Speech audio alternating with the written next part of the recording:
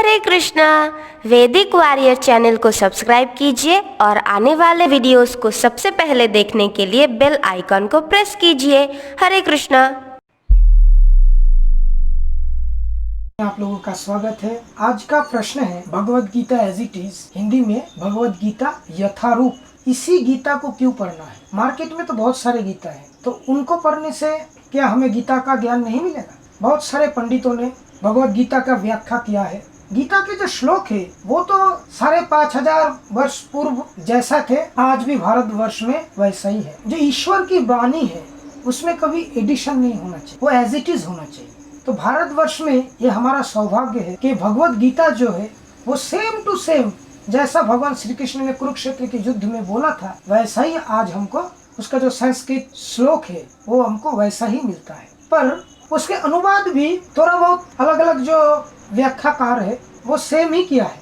कुछ इधर उधर है कुछ ग्रंथों में, पर ज्यादातर सेम ही है। सबसे बड़ा जो चीज हम लोगों को समझना है वो चीज है भगवत गीता एक रहस्य है। भगवान गीता में बहुत बार बता चुके हैं कि ये जो ज्ञान है ये बहुत गुप्त ज्ञान है। ये ज्ञान एक रहस्य की तरह है, ये सभी को समझ में नहीं आएगा। तो इसीलिए भगवत गीता को समझना है तो सबसे पहला जो चीज आपको जानना है वो है कृष्ण स्वयं भगवान है, वो स्वयं सृष्टि करता है, उनको सब कुछ मालूम है कैसे सृष्टि हुआ है, इंसान किस तरह के है, इंसान को किस तरह से बनाया गया है, इंसान के मन में क्या होता है, उनके बुद्धि में क्या विचार आते हैं, सभी तरह के चीज, इंसान की जो क्षमताएं है सृष्टि में, सभी तरह के चीजों के बारे में पूर्ण ज्ञान अगर किसी में है तो वो भगवान श्री कृष्ण में है। उन्होंने गीता हमको दिया है हमारी कल्याण के लिए। उनसे ज्यादा गीता को कौन समझ सकता है। उन्होंने जैसा समझाया वैसा ही हमको समझना है, जैसा अर्जुन ने समझा था वैसा ही हमको समझना है। हमको हमारी तरह से नहीं समझना है। अलग अलग जो आजकल के जो है ह्यूमन राइट्स, कम्युनिस्ट और भी अलग अलग जितने भी ईस्ट इज्म है, इन सभी ईस्ट और इज्म मतलब मतवाद है, इन सभी मतवादों के जो पंडित व्यक्तियां हैं उन्होंने मानव समाज को अपने नियंत्रण में रखने की कोशिश करते हुए भगवत गीता जो कि एक बहुत ज्यादा पॉपुलर बुक है, बहुत सारे बुक्स जो आपको समाज में मिल जाएंगे, उन सभी बुक्स में से कुछ गिने चुने बुक्स है जो बहुत ज्यादा पॉपुलर है, उनमें से भगवत गीता एक है। और जो महान व्यक्तियां हैं जिन्होंने भगवत गीता पढ़ा है, भगवत गीता को समझा है, उन्होंने यही बताया है one of the greatest book है भगवत गीता, श्रेष्ठ ग्रंथ है भगवत गीता। ऐसे श्रेष्ठ ग्रंथ का श्रेष्ठ जो ज्ञान है, जो एक श्रेष्ठ व्यक्ति मतलब भगवान खुद हमको देते हैं, वो ज्ञान अगर कोई व्यक्ति अपना जो एजेंडा है, उसका जो खुद का जो इंटरेस्ट है, खुद के जो उसके जो मतलब वो जो चाहता है, खुद के विचार जो वो दूसरे पे थोपना चाहता है, उसी को प्रमोट करने के लिए वो उसका व्याख्या करते हैं ताकि लोग उसको पढ़ के उसके विचारों को समर्थन करें और ऐसा बोले कि भगवान भी ऐसा ही चाहते हैं। एक बहुत बड़ा समुदाय जो भगवत गीता को बहुत ज्यादा सम्मान देते हैं, उसको अगर एक व्यक्ति अपने विचारों में ढल सके तो उसका मैन पावर बहुत ज्यादा बढ़ जाएगा। यही वजह है कि बहुत सारे लोग अपने खुद के जो मतवाद है, खुद के मत को प्रमोट करने के लिए भगवत गीता का अपने तरफ से अपनी तरह से व्याख्या दिया है। जो व्यक्ति भगवान को निराकार मानता है और इस निराकारवाद को वो प्रतिष्ठित करना चाहेगा, उस व्यक्ति के लिए भगवत गीता का कुछ श्लोक अच्छे नहीं होंगे। उसको लगता है कि शायद कृष्ण ने नींद में ऐसे श्लोक बोल दिए होंगे, गलती से बोल दिए होंगे, उसको शायद ध्यान नहीं रहा होगा, कृष्ण के मुंह से, उनके मुंह से निकल गया होगा। भगवान निराकार है, इस मत को अगर कोई भगवत गीता के जरिए प्रतिष्ठित करना चाहेगा तो सबसे पहले उसको गीता से ये जो श्लोक है, अव्यक्तं व्यक्तिमापन्नं मन्नन्ते माम बुद्धया परं भावमजानन्त ममाभयमनुत्तमम्।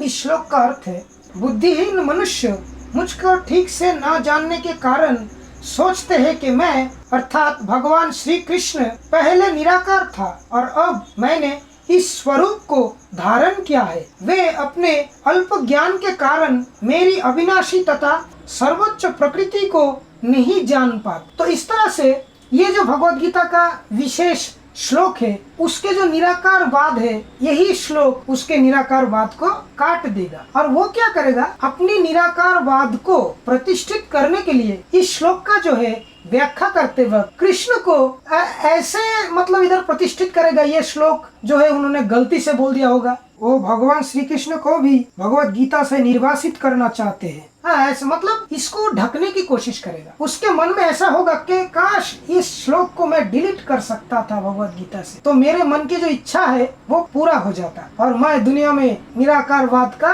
पूर्ण स्थापना करने में सफल रहता। पर क्योंकि भगवान श्री कृष्ण सृष्टिकर्ता है, उनको सब कुछ मालूम है और उनके बारे में उनसे ज्यादा कौन जानेगा। उन्होंने खुद कृपा करके हमको यही बताया है कि जो मूर्ख लोग होते हैं वो समझते हैं कि मैं पहले निराकार था, बाद में मैंने अपना नया साकार स्वरूप धारण किया हूँ, पर असली में ऐसा नहीं है, वो पहले से ही साकार थे। इन सब चीजों को आप लोगों को समझना है। क्यों भगवत गीता हम अलग अलग लोगों के पॉइंट ऑफ व्यू से नहीं समझ सकते। हमको अगर भगवत गीता समझना है तो सिर्फ एक भक्त के दृष्टि से ही समझना होगा, एक भक्त के व्याख्या से ही समझना होगा। तो कुछ लोग ऐसा मानते हैं जितने भी धर्म है, जितने भी मत है, सबके जो गंतव्य स्थल है वो एक ही है। पर भगवत गीता ऐसा नहीं बताता। भगवत गीता का जो एक श्लोक है ये इस मतवाद को भी काटता है। मैं वो श्लोक आपको पढ़ के सुनाता। भगवान कहते हैं कि सभी जो व्यक्तियां हैं जो अलग अलग तरह के उपासना करते हैं, उन सबके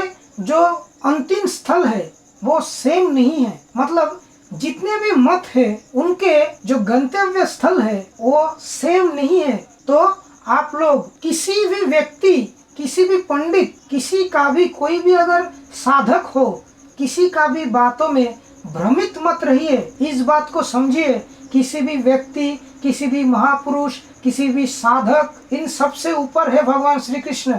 आप इस बात को जानिए, भगवान श्री कृष्ण भगवान है, बाकी कोई भगवान नहीं है। भगवान के सामने बाकी सब छोटे हैं, ये सब जानिए। श्रेष्ठ व्यक्ति वही है, पुरुषोत्तम वही है। अर्जुन ने इस चीज को प्रतिष्ठित किया है भगवत गीता में। उन्होंने कृष्ण को बोला था कि विश्व रूप का दर्शन करवाइए, और विश्व रूप में पूरा सृष्टि उन्हीं में है, ऐसा भगवान ने अर्जुन को दर्शन भी करवाया था। तो जितने भी व्यक्तियां हैं जो अपने आप को भगवान बोलते हैं, जो महापुरुष है, ज्ञानी है, भगवत गीता का व्याख्या करते हैं, लोगों को ज्ञान बटोरते हैं, वो भगवान के समान भी नहीं है, भगवान से ऊपर भी नहीं है, वो भगवान के नीचे है। हाँ, वो साधक है, साधना करके उनको बहुत सारे सिद्धियां मिला होगा, पर इसका मतलब ये नहीं कि वो भगवान के ऊपर बात कर सकते हैं, भगवान से ज्यादा जानते हैं। और भगवान जो कहते हैं उसको झुटला के खुद जो उनको अच्छा लगता है या उनको ठीक लगता है उसको प्रतिष्ठित करना उनको उचित है। और ये बात आप लोगों को समझना है, क्योंकि जो धर्म है उसका सही आचरण आपको करना है। जो महापुरुष थे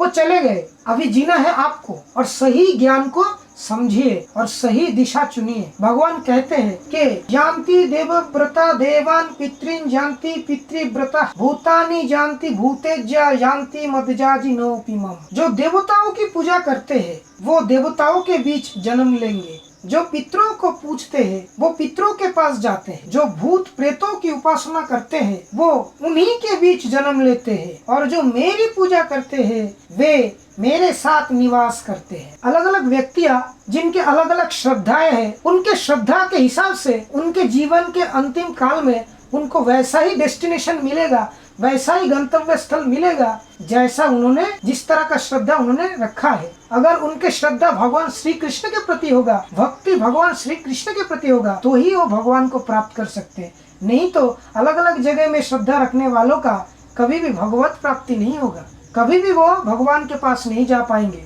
इस बात को आप समझिए और गुमराह होने से बचिए।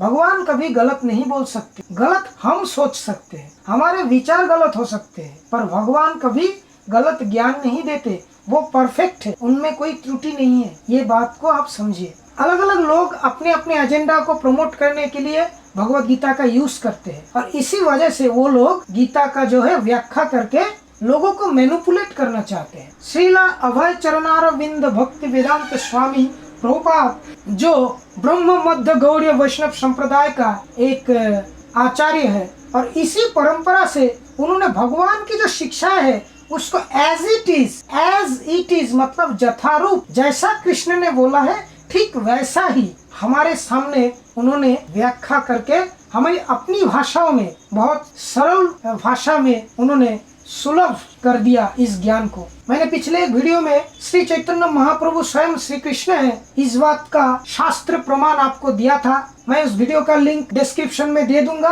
और आई बटन में भी आपको मिल जाएगा। जिस परंपरा में महाप्रभु आए थे उसी परंपरा के शिक्षाओं के आधार पे भगवत गीता एज इट इज जो है उसका व्याख्या किया गया। ऐसी भक्तिवेदांत स्वामी प्रभुपाद ने बहुत ही परिश्रम से इसका व्याख्या किया, अलग अलग भाषा में इसका ट्रांसलेशन किया और विदेशों में इसका प्रचार भी किया। आज उनका जो व्याख्या किया गया भगवत गीता है पूरे विश्व में सबसे पॉपुलर गीताओं में से एक है। तो आप यही गीता पढ़िए, आपका सही मार्गदर्शन मिलेगा।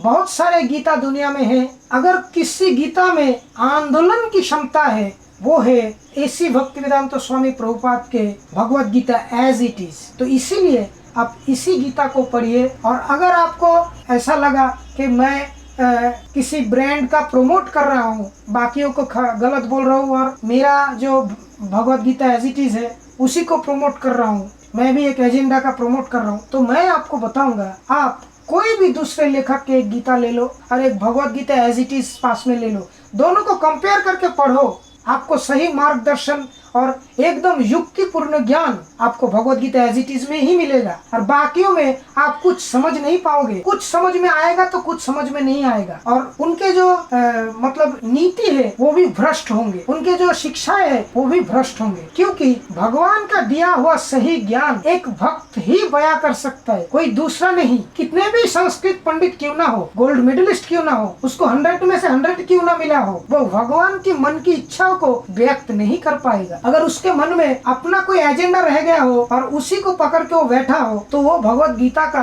सही व्याख्या नहीं दे पाएगा। इसीलिए मैं आपको बताऊंगा, आप एक भक्त के जुबानी भगवत गीता को समझिए और भगवत गीता खुद के पास रखिए, उसको पढ़िए। वीडियो अगर अच्छा लगा है तो एक लाइक दीजिएगा। आप मुझसे सहमत है कि नहीं इस बारे में कमेंट में मुझे बताइए। और भगवत गीता के इसी वीडियो को बहुत सारा शेयर कीजिए ताकि बहुत सारे लोग इस विषय को अच्छे से जान पाए। मैंने गीता से 2 ही उदाहरण लिया था। एक उदाहरण था निराकारवाद के ऊपर, दूसरा था बहुत सारे लोग जो है अलग अलग उपासना करते हैं उनके क्या गति होंगे। तो इसी 2 उदाहरण को मैंने दर्शाया। फिर भी मैं आपको बता रहा हूँ और भी बहुत सारे फैक्टर्स है जिनके द्वारा बहुत प्राचीन काल से जनमानस को गुमराह करने की कोशिश किया जा रहा है। जो भगवान की असली शिक्षा है, भक्ति के जो असली ज्ञान है, उसको छुपा के लोगों को गुमराह करने की कोशिश बहुत प्राचीन काल से चल रहा है। इसलिए सतर्क रहिए और इस वीडियो को बहुत सारा शेयर कीजिए।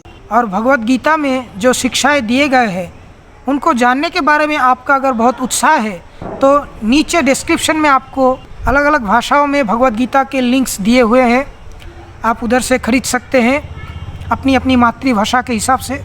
क्योंकि हमारा चैनल अभी तक मोनेटाइज नहीं हुआ, आप चाहे तो हमें फाइनेंशियली कंट्रीब्यूट भी कर सकते हैं।